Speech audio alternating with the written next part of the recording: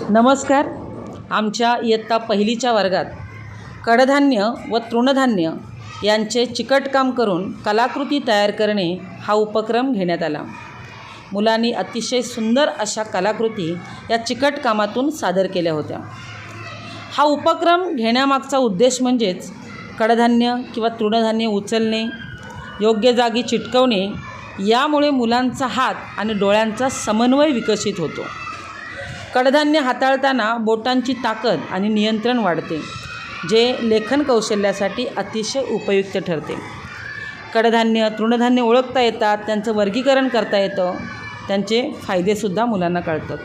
शिवाय हा उपक्रम करत असताना संयम आणि शांतपणासुद्धा वाढतो. वेगवेगळ्या रंग आकाराच्या धान्यातून आकृती तयार करताना कल्पनाशक्तीसुद्धा मुलांची विकसित होते. प्रत्यक्ष हाताळणीमुळे पाहून करून शिकणे घडते, जे दीर्घकाळ विद्यार्थ्यांच्या लक्षात राहते. कामानंतर हात धुणे, साहित्य नीट आवरणे याचीसुद्धा विद्यार्थ्यांना सवय लागते. एकंदरीत कडधान्य तृणधान्य चिकटकाम हा उपक्रम मुलांच्या बौद्धिक, शारीरिक आणि सर्जनशील विकासासाठी अतिशय उपयुक्त ठरतो. या उपक्रमामुळे विद्यार्थ्यांमधील आत्मविश्वास देखील वाढतो.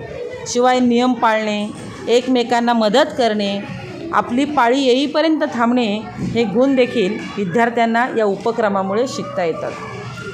आनंददायी आणि परिणामकारक अध्ययन अध्यापन वर्गात व्हावं असं वाटत असेल तर उपक्रम हे अतिशय गरजेचे आहेत.